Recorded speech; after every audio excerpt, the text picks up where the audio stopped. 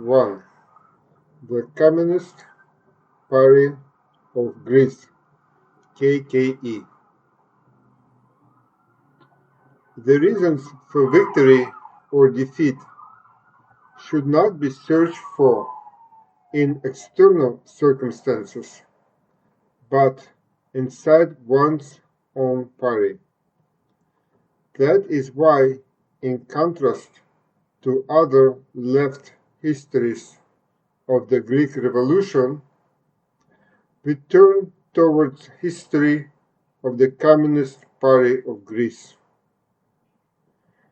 In Wikipedia, we read that the Communist Party of Greece was founded on the 17th of November 1918 in the circumstances of general revolutionary upheaval created by the October 1917 revolution in Russia. Initially, it was called the Socialist Workers' Party of Greece. The Second Congress of the party has approved the decision to join the Comintern. The Third Congress of the party in 1924 has renamed the party into the Communist Party of Greece. In 1927, the party has expelled its first General Secretary, Pandelis Pouliopoulos, as a supporter of the left opposition in the Russian Communist Party.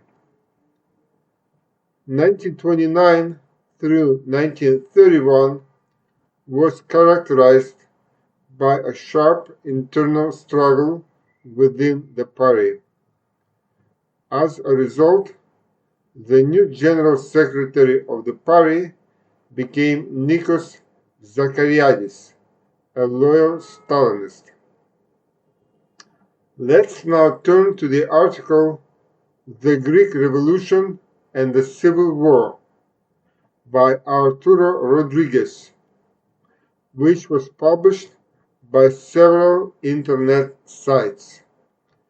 We read, the internal party regime of blind deference to the leadership stifled discussion and criticism.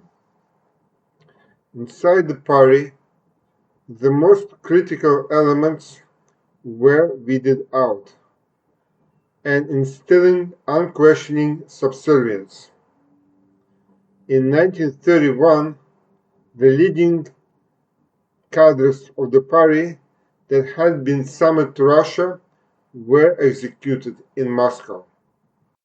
This is not surprising if we remember that the Communist Party of Poland was simply disbanded by the Kremlin. Now, let's turn to Pandelis Pouliopoulos.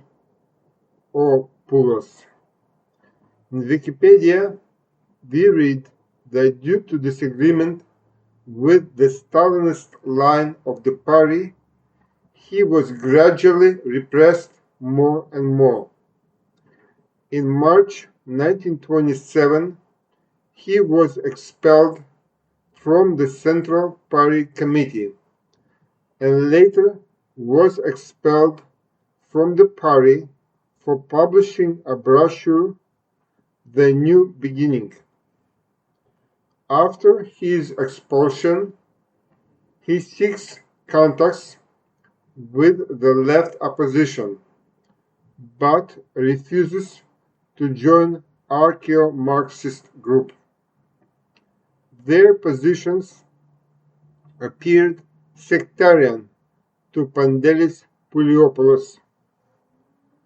In December 1928, Greek Trotskyists, with Pandelis Pouliopoulos as their leader, started publishing a magazine Spartacus. In 1934, the Spartacus group united with the archaeo-Marxist group to form an organization of Communist Internationalists of Greece. Later, this group was joined by the groups around Raymond Molinier and Kurt Landau. In 1938, the United Greek Trotskyists participated in the founding conference of the Fourth International in Paris. In 1938, Pandelis Pouliopoulos went underground, but was arrested by the fascist regime of Metaxas and sent to the jail at the fortress of Acronauplia. In 1943, he was shot, together with one of 5 other inmates, by the Italian occupational forces. Even during his execution, he continued anti-fascist propaganda to soldiers who refused to shoot him, and so he was executed by another Italian unit, the police. Pandelis Pouliopoulos has translated into the Greek language Capital of Karl Marx, The Economic Doctrine of Karl Marx by Karl Kautsky, The Revolution Betrayed by Leon Trotsky, and Theory of Historical Materialism by Nikolai Bukharin. A member of the youth wing of the Italian Communist Party writes about Pandelis Pouliopoulos. In the process of Stalinization of the party in 1920s, a left opposition emerged around Pantelis Pouliopoulos, who had been the first secretary of the party. But in 1927, the Stalinist leadership expelled this tendency. The fact remains that this left opposition controlled the proletarian stronghold of the party, the organization in Piraeus. Pantelis Pouliopoulos, apart from being the first secretary of the party, was the most able Greek Marxist theoretician and a supporter of Trotsky. So, these are references about Pantelis Pouliopoulos. Not many communists today can get similar appraisal. Therefore, let's read carefully what Pantelis Pouliopoulos says in the open letter to the Communist Party of Greece from 1927. I quote, "The Communist Party of Greece has experienced a permanent internal crisis from birth. The symptoms are: 1.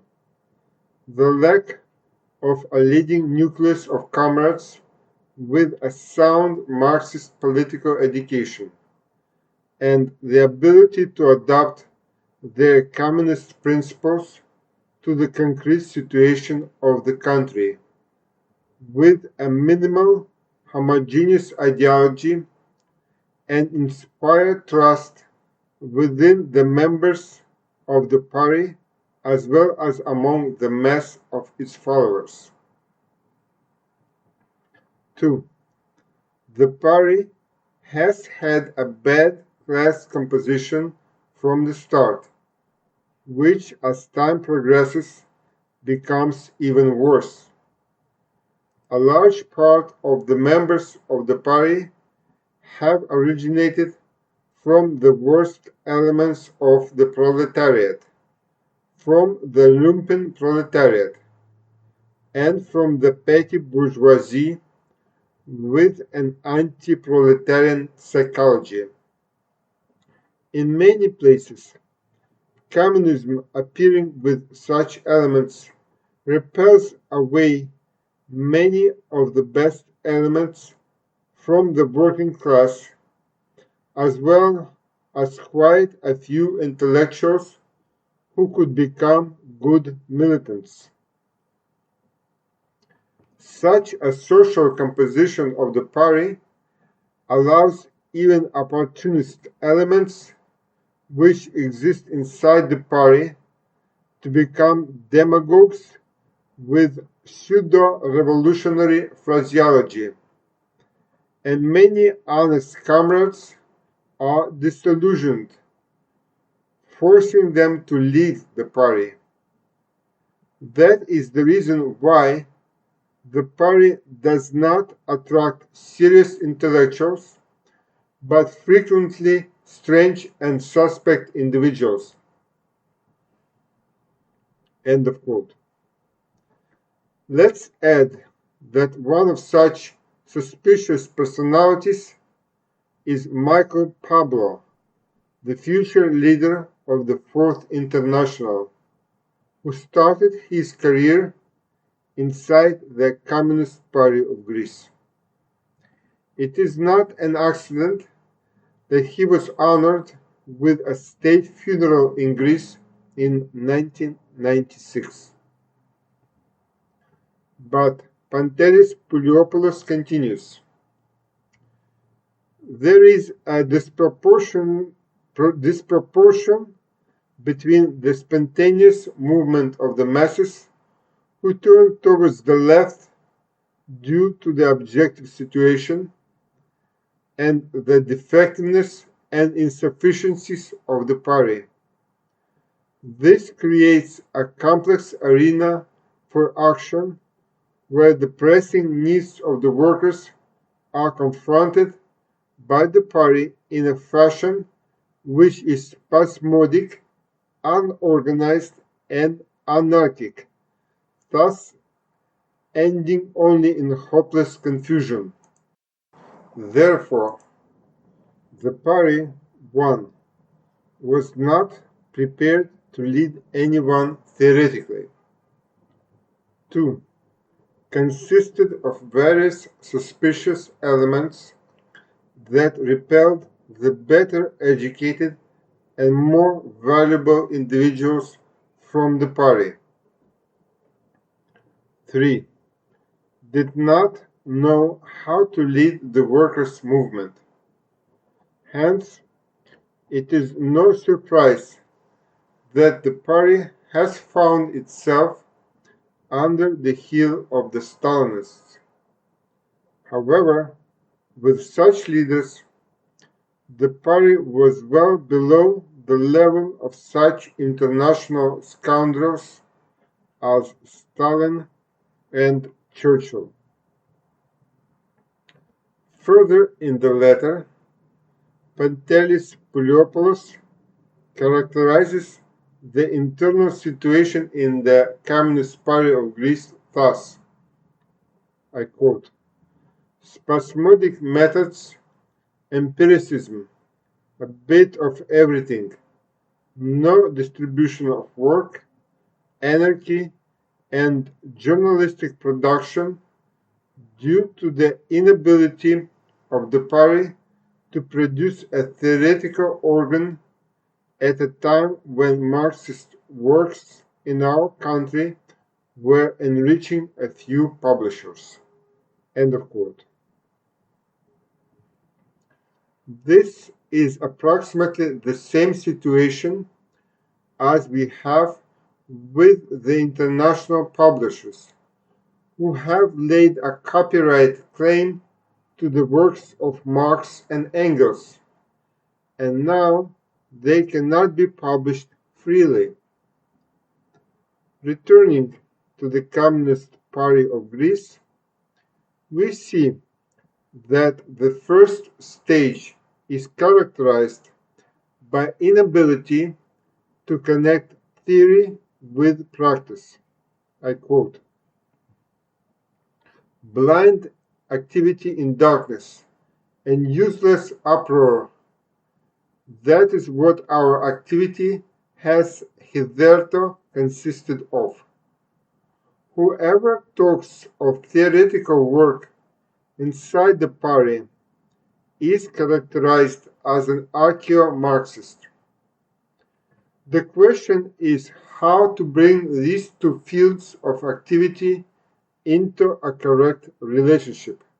End of quote.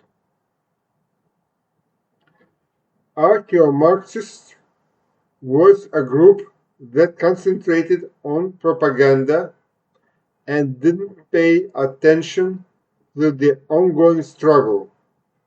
Hence, they remind us of the site Marxist.org today. The modern version of the Marxist archive claims it doesn't participate in current politics. However, as we know from experience, neutrality is claimed by pro-capitalist publishing media, for example, Wikipedia. Pandelis Puliopoulos recommends stopping squandering the resources and concentrate on the trade unions as the centers of organization of the working class. Quote, the squandering of the meager resources of the party in adventurous confrontations in diverse fields of action must stop. The party is obliged, above all, to concentrate its attention and to use most of its forces in trade union work and in the proletarian centers of the country, concentrating upon workers in the unions, in their revolutionary education, and to apply revolutionary tactics not with abstract phraseology, but in confronting the concrete problems of the daily struggle of the workers. End of quote. The inner regime of the party should switch from appointment of leaders to their democratic election. I quote, we must democratize centralism inside the party, stop the appointment of functionaries or the use of untested comrades in responsible positions or the mechanical creation of professional revolutionaries. End of quote. Is it possible to mechanically create professional revolutionaries? Only party bureaucracy can be created in this way. Pantelis Puliopoulos says that if there is not democratic regime inside the party, it will decay till it finally disappears. That is what we see today with many Stalinist parties. In another article, Where Are You Going? Pantelis Puliopoulos talks about super-centralism on international scale that has stifled the internal life in the Communist Party of Greece. Quote, everyone knows that the current Central Committee doesn't represent the true convictions of the party. It's the result of a disastrous, erroneous application of international super-centralism and a stupidly biased compromise made in the Third Conference. International super-centralism is Stalinism that has appeared out of the Thermidor of the Russian Revolution and has spread its gloom to all other communist parties of the globe. In the article, in the 13th anniversary of the Russian Revolution, published in 1930, Pandelis Puliopoulos writes, quote, "The Stalinist group, after taking in its hands the whole of the bureaucratic mechanism of the Communist International and the USSR, initially with mechanistic organizational measures, with administrative and judicial persecution of its opponents, imprisonments, exiles, and systematic distortion of the views of the opposition, after adopting the right-wing Bukharinist views, led the party from 1925 till the end of 1929 to unacceptable concessions to the new Russian bourgeoisie, and crowned its anti-Marxist deviation with the notorious theory of socialism in one country, a theoretical utopia and at the same time an abandonment of the revolutionary Marxist principles of internationalism and the world revolution. And so we see two leading currents in modern communism: Stalinism, with its theory of socialism in one country, and an opposition to it with its theory of world revolution. The latter tendency has been labeled as Trotskyism by its opponents. The modern left, who have not clearly defined their stand on these two currents, cannot be seen as allies. They are at best fellow travelers. In 1935, the Comintern has adopted the policy of Popular Front in struggle against the rise of fascism. In the front, the interests of the working class are subordinated to the interests of bourgeoisie. Pantelis Puliopoulos has criticized the policy of Popular Front in the article "The Popular Front and the Proletarian Policy," published in 1937. I quote, "The Popular Front has no relation with the United Front. The United Front is one of the main means of proletarian struggle. It is an agreement for common action on a given arena for a few common aims, and it disavows absolutely every sacrifice of program and principles. The Revolutionary Party inside the United Front maintains fully its program for independent class struggle for workers and peasants' power and for socialism.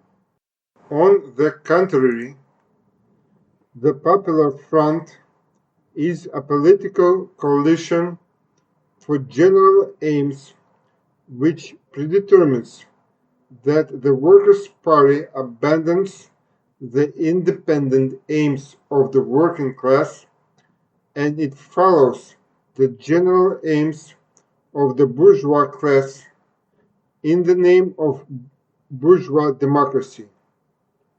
In today's practice, this abandonment occurs essentially from the parties of the Communist International, not only essentially, but typically." End of quote. In the course of the civil war in Greece, the Communist Party of Greece has continued to stand on the platform of Popular Front, effectively delivering the power which was in its hand into the lap of bourgeois Paris and Anglo-American imperialism.